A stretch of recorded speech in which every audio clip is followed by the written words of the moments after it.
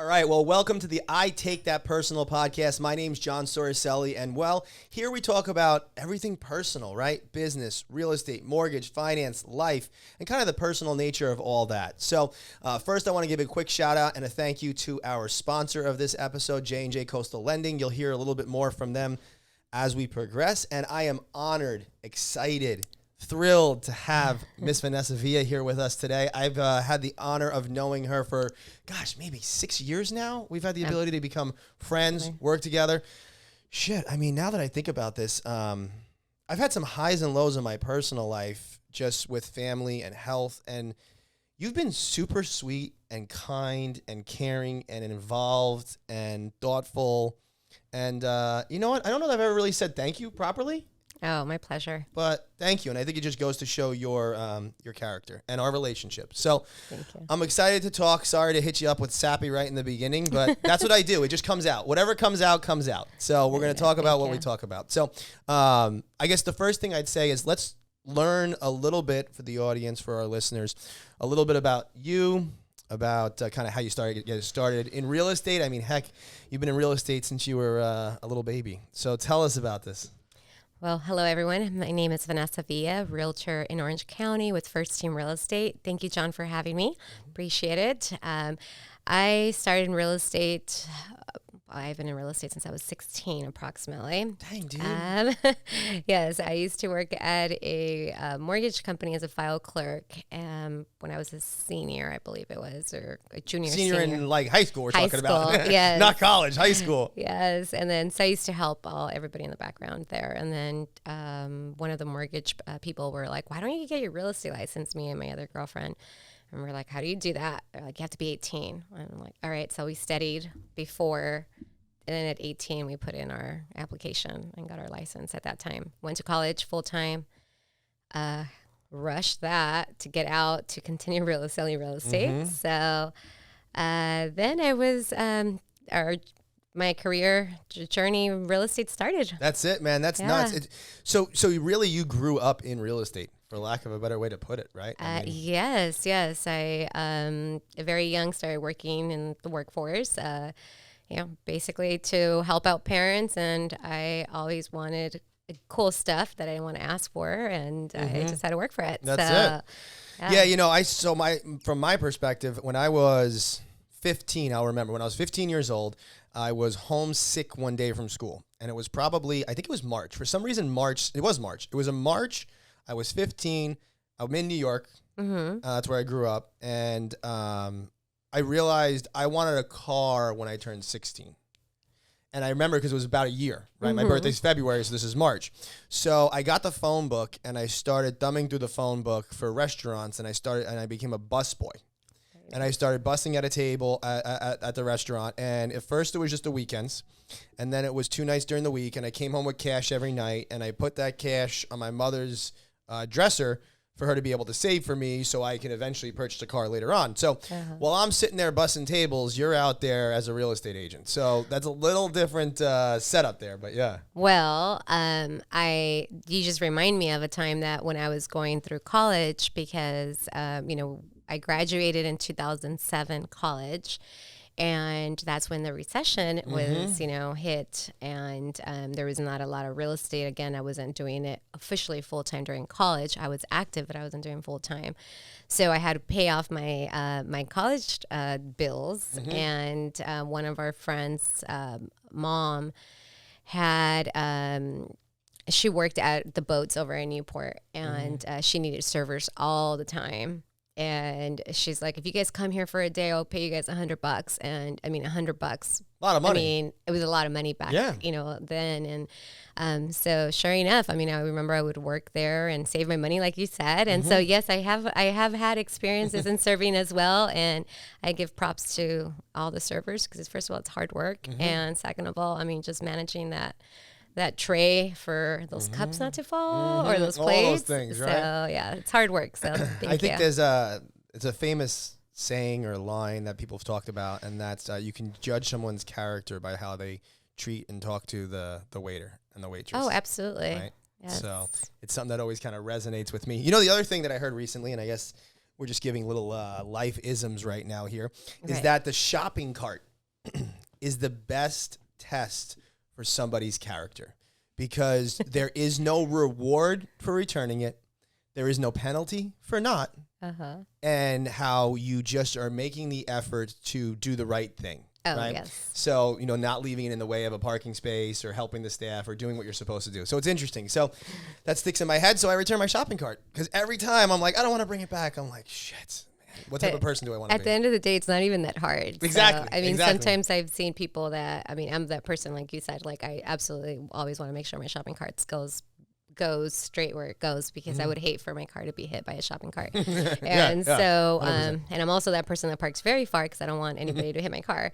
So, but with that being said, I mean, it's it shows who you are a lot with that. And, but absolutely. So I love who you are. And I've had the opportunity to get to learn and know you more and more. And so I want to get into a little bit about some of the highs and lows, some of the things that you could have taken personally and you probably did in the early parts of your career being 18, 19 years old. One of the things that I know that we'll also talk about is how disciplined and structured you are with training and coaching and processes. And I remember early on in our relationship when I would call and you'd be like prospecting from these times and you were disciplined and firm with it. Frankly, as we began this conversation today, you're like, I have to be done at this time for my coaching call, or else if I'm not on that call, my coach is going to drop me, right? So you're very disciplined with that, and that's leaded to the success. So I know I've just said a bunch of words here, but let's start with talking about a little bit of some of the successes and the failures and the things that you were learning from in your early part of your real estate career, especially being so young. Well, I think a lot of it is like I learned later on in my career that a lot of it definitely had to be with discipline and structure. And I've picked up a coach basically probably 5 years into full-time real estate. And that's when I learned, like he said, if you don't have a schedule, you don't treat your business as a business, you're not really going to be as successful as you potentially want. So therefore, I started making sure I had a great schedule, like my prospecting 9 to 12. To this day, I still respect my prospecting schedule, and basically went on from there. But a lot of it goes back to, I think my parents a lot as well, because they've always been very disciplined with me. You have to do this, you have to do that. I've always been in sports as well growing up. So played soccer, I did track, I cross country, I did all that stuff. And then even after college, I still did my half marathons and Ragnar and all this stuff. So, and here I'm about to complete soon, hopefully, our 75 hard. So discipline's fun. I mean, that's it's what been you're doing. Fun. Is it your first time through the 75 hard? Yes, it's my first time doing 75 hard. I pretty much live a very similar lifestyle as it is. Basically, the only thing I probably can't say that I do 100% is my second workout of the day. And I'm not as disciplined in reading daily. I do read a lot, but I don't read daily. So, 2 months into this challenge, I am almost on my fourth book, I would say, approximately third and a half book or so. So it's very exciting. What are you choosing to read? Everything has to be more of a personal development, something that is helping to help you during the process. So one of my absolutely favorite books is personal winning. What is it called? I forgot. Psychology of Winning. Okay. That's the name of the book. And I absolutely love that book. Been reading it for years, and I read it every year. And then Rich Dad, Poor Dad as well. 4 Agreements and stuff like that. What about you? So you offered me the 70. So for those who don't know, the 75 hard is a challenge, right? And the challenge consists of 75 days straight of working out twice a day. Correct. Drinking a gallon of water. Yes. Reading 10 minutes a day? 10 pages? 10 pages. Reading 10 pages a day. Yes. And taking progress photos, and sticking to some sort of diet. Correct.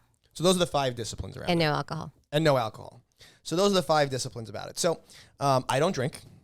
I mean, I'm not like against it, but we can go back to a whole nother story and a whole nother podcast about me not drinking. I was never an alcoholic, but I just don't drink anymore, right? Perfect. So I check that box. I stick to a diet for the most part. I do intermittent fasting, which I like to stick to. But the other aspects of it, I haven't been doing recently in my life. So you offered me the 70 to be part of your group. Yes. And at first I'm like, yes, I'm going to do it. Like I'm diving in. I'm going to make this all happen. And then I'm like, you know what? One of the things that I actually heard and saw, it might have been Hermosi who was talking about it. Might have been Hermosi. No, it wasn't. It was maybe Ed Milet or God, one of those guys that was talking about the setting, we have these opinions of setting goals, big goals, and if you fall short, at least you got so much further along. Right. But the person was talking about how it was Brad Lee. That's who it was. It was on a separate coaching call with Brad Lee that I was part of. How you're just reinforcing failures, and you are negatively impacting your psyche by failing at these things. Mm-hmm. And it resonated for me that I'm probably going to fail at the 75 hard because I'm going from 0 to hero, and I don't have the disciplines in my life yet. I'm not living that lifestyle yet. So what I had said to you was I'm going to be doing 75 lukewarm, 75 medium, over medium, I think I said. 75 over easy, maybe it was, like my egg, 75 over easy, and I have been. Good. So what I can say from my perspective right now, I have been 5:30 in the morning, alarm gets off, and I am literally immediately out of bed. I've always been a snooze guy. Not. Immediately out of bed. Immediately put on my clothes and immediately go outside for a walk. Good. It's freezing. It's cold. It's pitch black still, right? But every single day that I've been doing it, it's easier and I'm more excited. And then the next thing that I was going to do, which I haven't started yet, is I'm going to be listening on the walk to a motivational podcast of some sort. Good. But right now, I just wanted to kind of be free with myself and my thoughts and be outside and kind of figure it out and wear the dog walkers and make sure I don't scare those dogs and figure out what's going on right now at 5:30 in the dark. But I'm doing that, and then I come back home and I read my I think it's called Jesus is With You. Daily devotional, I think that's what it's called, or Walking with Jesus, or one of the things. The very devotional. The very daily devotional. So I come back home, I read my daily devotional for that day, then I journal, then I take my book and my notepad. Right now I'm reading YouTube Secrets. Love it. Right, trying to figure this out. Right now I'm reading YouTube Secrets. I put them down. I'm drinking my water. I do some stretching, a little bit of light stretching, meditation. I read my 10 pages. And so I'm starting to implement some of these disciplines in my life. Very nice. So you're going to be in for our second challenge. That's it. I'm working on getting there for the second challenge. So, from coaching has always been a big part of your life, the positivity, the reading, and these disciplines. And it's allowed your business to kind of grow to where it is. So while I want to get into a little bit more of some of the personal stuff, actually I do. I want to come back here for a second. You mentioned earlier on how your parents had disciplines that they've kind of instilled in you, along with how you had soccer, you've had some of these other sports. So I'm the father of 2 little girls. Right. Beautiful girls, yes. I appreciate it. As we speak today, my oldest is 10 and a half. My youngest is 8. What are some of the things that resonate from your relationship with your parents, that you can kind of give like defining moments or like specific habits or things that you can share that I can learn from? Well, I started playing soccer since I was like 7th, 8th grade approximately. And, I come from a very hardworking family. And basically, I was the oldest of 2. And my sister and I are almost like 9 years apart. So we basically grew up very separated. And we're totally opposite. I am like I'd rather go for a jog. And she's like, I'd rather just like go for a walk type of thing, or like sit down and watch TV. So we're definitely very opposite. And but going into the soccer and your question, my biggest thing that I would always say, and just I don't have any kids, but like as you have your 2 girls, is also like always make the sacrifice to be part of their events, like their practices or, like their games and stuff like that. Because my parents didn't really have the opportunity to go out and watch me play, basically, because they were always working. Like my dad would work from like 5 a.m. to sometimes 9 p.m. And mom was 5 a.m. to about 3 p.m. So my mother always had that, she always strived to make sure that she would put me in every single program available, or like anything that was possible, so I could go through the right direction, not fall into different friendships and fall out from what their goals were, basically. So that's why obviously I was playing sports and stuff like that. So that was my biggest thing I could say is definitely make sure you're always involved, and as small little things I could see, like you cheering them out there, and it's going to take them a long way, because I think they're going to see the motivation of you being involved in their life. And it's interesting. So it sounds like your parents weren't able to be at a lot of those things. They weren't able, not because they didn't want to, because they couldn't be there. So it's interesting how like you're holding on, like you're sharing that as one of the things that you would love to see have happened. Correct. Right? And now there's no resentment or negativity because there was hard working and there was all these other aspects of it. So it's interesting because, that's one of the things that you kind of hear about. It's like you either become your parents, or you do the opposite of your parents. Correct. Right? Like that type of stuff. Right. I'm trying to kind of have a blend. I think I have to do better at a lot of things, but I know I have to do better at a lot of things, but I definitely try to be part of the events and be involved and be engaged. And at the same token, try to show them the hard work. Right? Absolutely. Yes. That's one of the things too. Like, I mean, we talked earlier about the car, and we go back, this is all discipline aspect. And, my parents were like, I got my license, right? Or your permit, what was it, at 15 and a half that they allow you or so? So, I mean, I was, and this is like super funny because my dad used to pick me up from school with all my friends. And my dad used to have this old, back then I guess it was new, but I say old minivan. And I would be like so embarrassed to get in that minivan because it used to be like so weird. It looked so weird. Like I almost felt like a camping minivan. And like all my friends, so he wouldn't allow me to walk home, which is amazing, right? But at that age, you probably think different. And so I was rushing to buy a car. So, during that transition, I did have little part-time jobs here and there, and I saved just like you did, and bought my first car, and so excited. And I mean, all of it was discipline, going back to saving, like you said. But yes, definitely. And I said my parents weren't involved during that time, but when I was 15 years old or so, my father did have a very traumatic accident, which changed our lives a lot. And 6 months in coma, and thankfully we have him alive. So. I never knew about that. Tell me more. What was that, if you don't mind sharing? Yeah, I mean, my father had an accident at work and was burned like 50% of his body. And holy cow. Yeah, so we had to go through all that, and my mom was the only supporter. And of course, I mean, that also motivated me to be somebody in life, and also motivated me to start working and helping the family as soon as possible. So there was a lot of changes in that situation, which of course my parents, my dad was more involved after that when he was able to. But a little bit of, some of the discipline and some of the things that I do tell parents, like get out there and be involved with your kids if you have the opportunity. Because I hear from a lot of kids, even young kids today, they're like, oh, my parents don't come and see me watch. And it's like, yeah, I think it's very important. Yeah, it's interesting because listen, people have to work, and people have to be at certain things, like that happens, right? We have to make sacrifices. I make sacrifices, but you try to figure out the best way to do things. Like we were doing an event together. Right, we were doing an event together a couple weekends ago, and it was like 45. Maybe it was like an hour and 20 minutes from my house. So my first, so happened to be that the event was like 5 minutes from where my kid's soccer game was going to be. Correct. But then my other kid had a different event, had a basketball event, right? So listen, we happen to have 2 cars. We happen to be blessed from that perspective. I have a wife who's super involved and super engaged, but ultimately I drove the first game.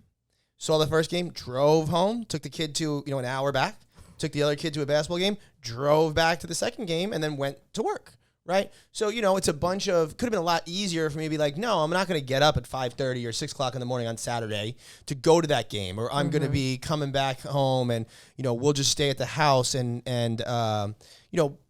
but I wanted to be present for their games. I wanted to be supportive. We made those sacrifices and then worked, right? Then we went to work, and, I missed part of a different event that I couldn't be at because we were working, and that's okay. So you just try to figure out that balance. Well, good for you that you did that for the girls, because I'm sure they put a smile on their face. Hopefully. All right, so we're about halfway through here. We're going to take a quick little break and hear some words from our ad sponsor, J&J Coastal Lending. And then when we get back, I want to get into some of the disciplines that Vanessa talks about, because she's definitely downplaying the structure that she has in her life, and it's pretty fantastic. So Today's episode is brought to us by J&J Coastal Lending. J&J is an independent mortgage broker with a network of over 70 different investors offering hundreds of loan programs. Whether your personal loan needs are simple or complicated, if you need a $200,000 loan or a $2 million loan, J&J will find the best loan program and rate. FHA, VA, conventional, jumbo, or a first-time homebuyer in need of down payment assistance. Regular income docs or outside the box, no documentation loan options. J&J has a solution to meet your unique needs. Visit www.thinkjnj.com for a no-cost, no-commitment evaluation. And when you're there, mention this podcast and J&J will give you $1,000 in lender credits on your next home loan. All right, so we're back here with Vanessa Villa, and I want to continue the conversation we were having on kind of two fronts. One's going to be a little bit more about structure, but the other one, you know, you had touched on or shared a little bit, and I don't want to dive too personal, but a little bit about when you were younger and your father having an accident, right, and ultimately being in a coma for 6 months. So I'm just curious to understand a little bit about how you feel like that has impacted or helped influence how you help clients and families today, because as such a fantastic professional real estate agent, we're talking about and doing so many things more than just a house, right? So how do you feel like that's kind of impacted you? Well, I mean, I think life, I feel like life experiences always makes us better, right? And especially in, what we do and stuff. So one of the things that I always tell my clients and recommend is to get a living trust. Living trust is super important. Whether you own one home and you own 10, 20, whatever it is. I mean, it's super important to make sure you have all your documents in order, because unfortunately we don't have life, guaranteed, and things happen, accidents occurred. So like, for example, like one of the things that the living trust will include will be a advanced health, directive, right? So basically, like my mom was always saying, is like, well, I'm not just going to pull a trigger on Dad one day and then just we don't know if that's what he wanted or not. But the question there is like, if my parents would have been prepared during that situation, and at least we could have known what Dad wanted at that time. But obviously we're very grateful that didn't happen. So, but with that being said, it's like, I strongly recommend that everybody has a trust. You have your advanced director in place, you have all your documentations in place. And that's one of the reasons why I always recommend a living trust. So, and for many experiences, this just brought me back up to another real story that I just learned of. There was a family that, or a couple, I should say, they were boyfriend and girlfriend for almost 50 years and never got married, didn't believe in getting married or, getting that document. They worked their entire life, and unfortunately, the husband did have a car accident and passed at that moment. So the husband didn't have any family relatives around here. So the girlfriend was not able to take out the body or claim for the body. So then she had to reach out to family members that she believed that could help her, and that she didn't have any communication with them at that time. And so she reached out to them. They helped her take out the body. They buried him, etc. 2-3 weeks after, she gets served that they're going to go through probate to fight all the money that is in his bank account, and potentially even the house that they owned. Thankfully, that house was purchased under her name, or at a very early age before she met him.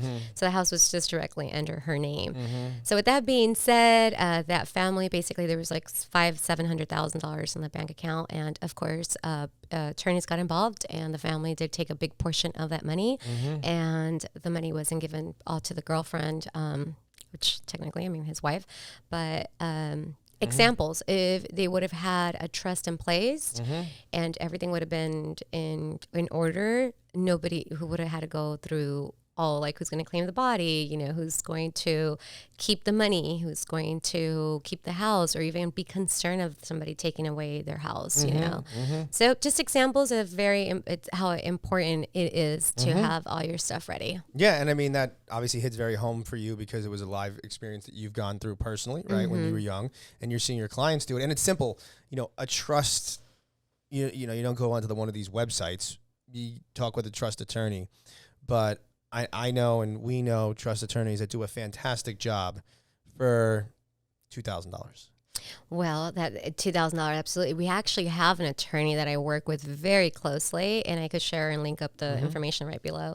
If basically we have a promo code that we use, and the attorney charges $7.99 if you use our promo. So we'll link that down on the link here. And yes, $2,000, $3,000 is a normal price in today's world of a trust. Yeah, so, there we go. We got another potential sponsor one day, right? Got another potential sponsor right there. But yeah, so, it's a small step to take in order to make sure that you're protected, even when you are husband and wife. Correct. Because there's other things within the tax code, and I'm not a CPA, so anything we're talking about tax-wise needs to be vetted out and confirmed and all that great stuff. But even if you're married and you're holding title to a property in your own names and your vesting is incorrect, joint tenants or some of these other things, they impact your taxable liability if one of your spouses were to pass away. Correct. So we've had another situation right now where a member of our team, frankly, her father passed away. Yeah. And when her father passed away, the property is held in husband and wife as joint tenants. Okay. And as a result, the joint tenancy does not give 100% step up in basis. It only gives a 50% step up in basis. So what that means is, for those who don't know, and once again, not tax advice, talk to your CPA, but we're just talking about the rules here, right? When someone passes away in that situation, they bought the home for $100,000 decades ago. The home today is worth $1 million. There's $900,000 in appreciation. Because of the way that it's held, husband and wife, great, but joint tenancy, they're only entitled to a 50% step up in basis, which means that the property valuation for capital gains taxes goes from $100,000. The gain was $900. They only get $450. Correct. So it goes to $550. So they have to pay tax when that property's sold on $450,000. Where if just the vesting was community properties with right of survivorship, we would get 100% step up in basis. Yeah. So now they'd have no capital gains taxes. Correct. So this is not even with a trust. Now a trust avoids all this issue. Right. I mean, and then, we could get into the whole probate aspect. And because of COVID, the courts are so behind. Actually, before COVID, probate was about a year for the case to even get through the courts and approved, right? And it's super expensive. Super expensive. Even if you get everything. Super expensive. Yeah, and then today it's about 2.5 years. So realistically, I mean, keep in mind also that you have to continue making the mortgage payments of the house. Yeah. Other than that, it becomes foreclosed on. So there's a lot of stuff in regards. And this isn't even a confrontational situation we're talking about. We're talking about a husband and wife just having title held wrong. So, anyways, if you have more questions on that, obviously Vanessa has a connection to a fantastic attorney doing a promo.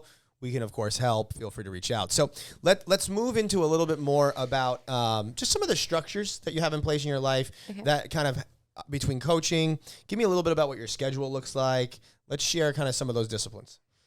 Well, just like you said, you wake up at 5:30. I mean, my usual is 4:30 to... I was going to say, you beat me. I know you beat me. Yeah, 4:30 usually. I mean, our household is up. My husband goes into work very early as well. And, I mean, it's kind of like, might as well just get up, right? That's kind of how it started. And I've been doing the 4:30 for a while, 5 a.m. club, workout type of thing. And so I'll do basically my morning prayer, and I do my gratitude.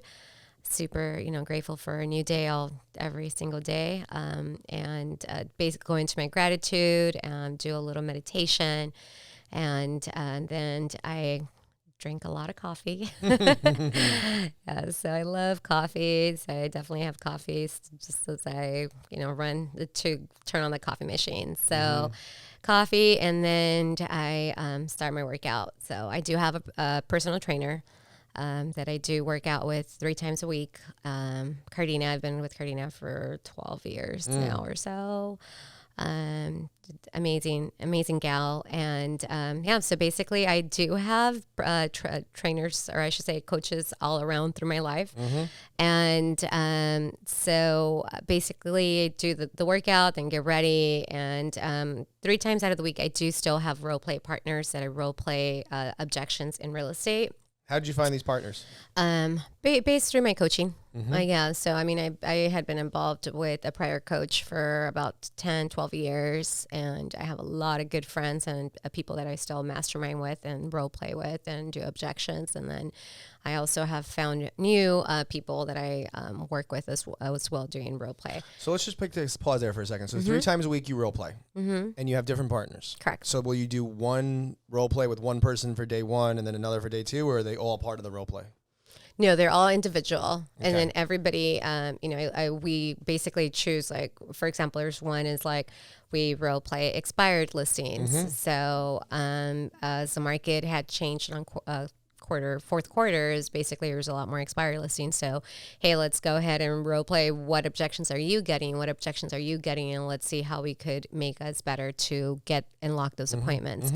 So also then we went into the other partners, like straight objections of like what is happening in today's world. And that's like one day you'll do one of those calls? Correct. 30 minutes. 30 minutes. That was going to be my next question. Yeah, about 30 minutes. And then basically I get right onto, making sure where our schedule's at, and then we just get right into the prospecting. So my goal is to prospect 2 to 3 hours a day, depending, of course, on our schedule.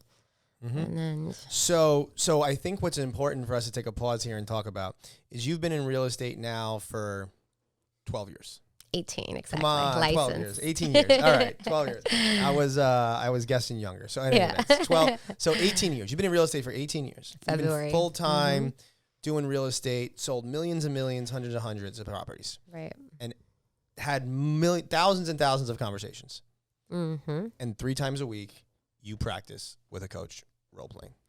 Ideally, I should be practicing every single day. Exactly. And that's what I think many people miss as the importance of the disciplines between not only starting off by continuing to grow. Iron sharpen iron. We need to constantly practice our skills, practice our tasks, get better. And I'm sure almost every call, something different is said that you learn differently, that you handle differently, and that you improve on. Oh, absolutely. I mean, like, I just had a call yesterday or day before yesterday. It was an expired, and I mean, it blew my mind because I'm like, the things that the expired lady told me, I was like, did she really make this up, or is this really true? But then I'm like, I do believe it. She said that there was a lot of agents calling her and people were rude to her. And first of all, she's like, why are they rude to me? And she stopped answering the phone, right? So I started calling older expireds where people are not getting bombarded and they actually are answering the phone. So I spoke to this lady and she said she hired a friend and that was much older and does real estate on the side occasionally to help friends out, right? So then she stated that her house went on the market and she cleaned up the house and had it ready for the grand open house. And the agent said, oh, sorry, I'm not going to go today.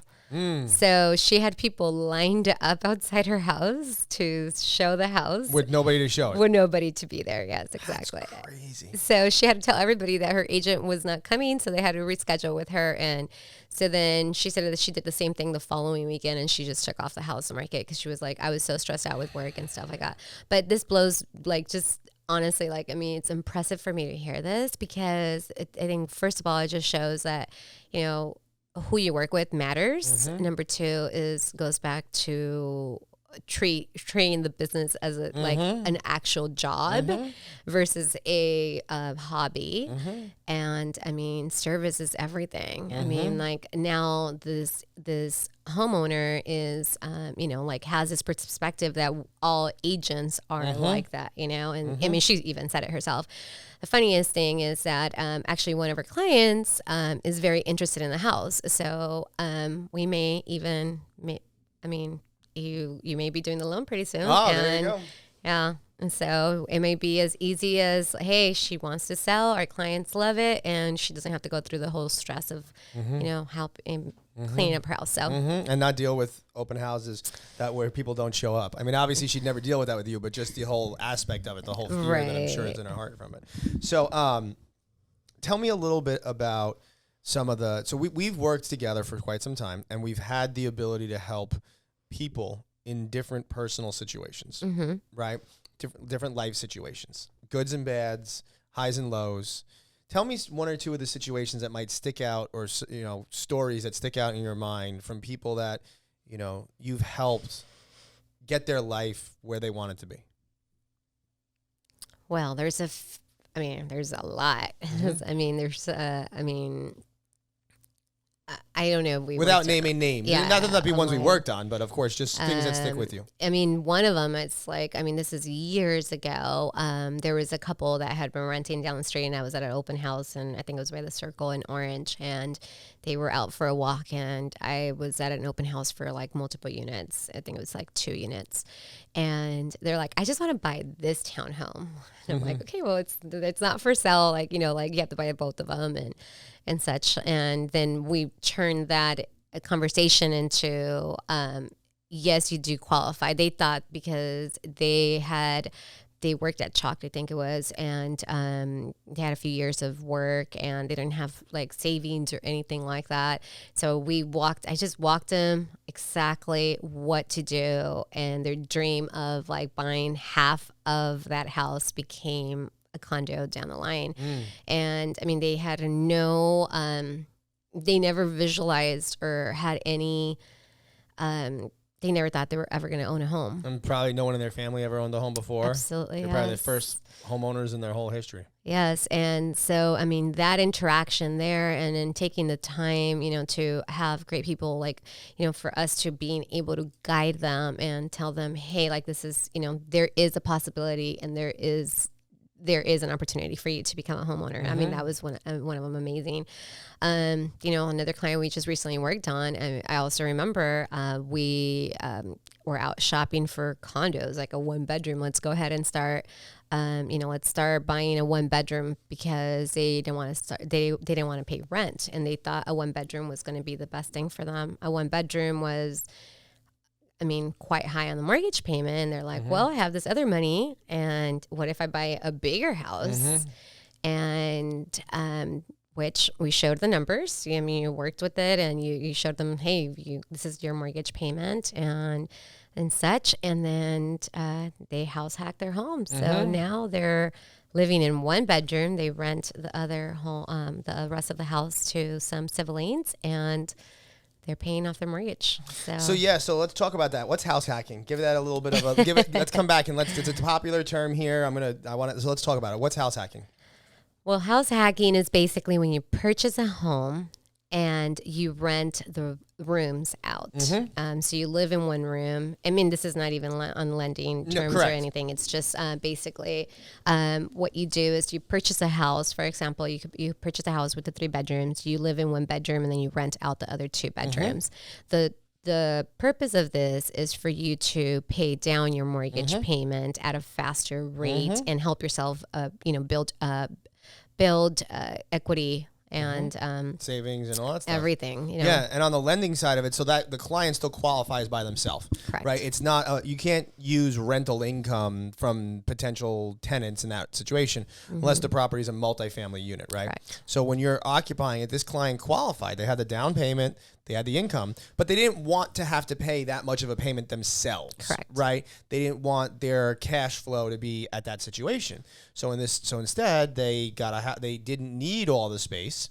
Maybe one day they do, when they decide to have kids, or when they make more money, or all these different things. They own the home, they live in the home, and ultimately they're renting out rooms and sharing the common space, right? And it's very popular, and it's very successful for a lot of people that are early parts in their real estate career. And we see it absolutely. We see it a lot more with the younger generation doing this, where they have saved money in their 401k, and they're like, "Well, I have all this money, and it just keeps coming down. What do I do with it?" Like, and number one, I always recommend everybody to invest in real estate, because it's absolutely. I mean, that's the number one wealth in the United States. And so, actually, another client of ours. they bought a house a few years ago, and it was a big house, 4 bedroom, 3 bath, 2 car garage or so. And I'm sure you guys have heard the popular term of ADUs. So what they did was they bought this house, and it's a couple, and they said it was too much of a house for them, and they travel a lot. So they built an ADU on the side by the garage, and they rented out the main house, and they stayed in the ADU. And they're actually getting a lot more money for the rent than what their mortgage is. So that's fantastic. So not only are they're living for free, and they're making a profit, and they are on the property still, and they live in the ADU instead of renting out the unit. So they have the perfect amount of space that they wanted to create for themselves, and someone else is paying their mortgage. Right. So, I mean, there's always opportunities for you to buy real estate, so you could be one of those, people collecting the rent. So yeah, it's I look crazy. forward to speaking with you guys. That's it, man. That's it. We're gonna call Vanessa here, and she'll be able to make it happen. So let's talk about that here, right? As we're kind of wrapping up here, what would you say? So you mentioned a couple of different stories. One of which being, how someone walking down the street says, "I want to buy half a unit here," and I've never been able to purchase a home, and no one's ever owned, and it's unrealistic, right? To some of the different options that people have to use real estate. What would you say would be the first steps in a thought process for someone that's interested in buying a home or finding out what they can do or all that type of stuff? Where does someone start? Well, the most importantly, I mean, I think it's like, first of all, know that it is possible. I mean, I've had a lot of people say, well, I mean, everything's so expensive, how do we save money, and, rent's so expensive and stuff like that. So, I mean, first of all, definitely having the faith in the goal that it is possible to become a homeowner, whether, I actually, earlier today, we just had a conversation of a great opportunity in Orange County, which is a condo for $350 for anybody that could buy as low as 3.5, 3.5% down, which is usually the first time FHA loan would require 3.5 on a 350. You're looking at $12,000 or so.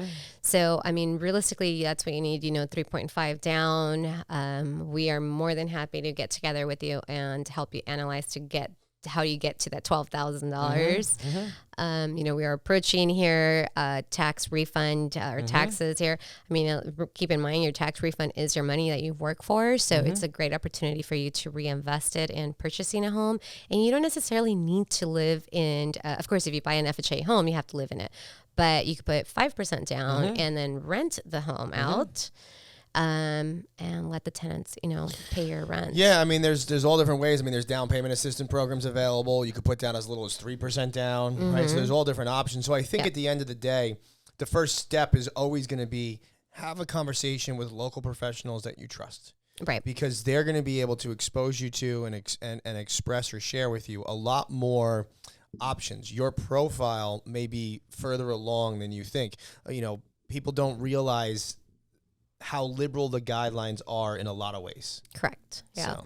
Yeah. Well, same. Definitely, first step is connect with us, and then second of all, we will definitely help you and guide you, review your goals, and see what your goals are to make sure we help you achieve those goals. And then, hopefully, here we look forward to delivering keys soon to either a new home or to another investment home. That's it. Well, I appreciate the time. No, thank you all. We're going to be chatting again soon. Yeah. So I appreciate you, and I appreciate you guys listening to the I Take That Personal podcast, and hopefully you're going to enjoy the next episode as well coming up. So thanks again.